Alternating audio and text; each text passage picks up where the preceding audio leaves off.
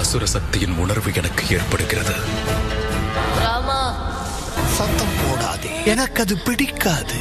செல் பாலகனே, உனக்கு விடுதலை கிடைத்து விட்டது.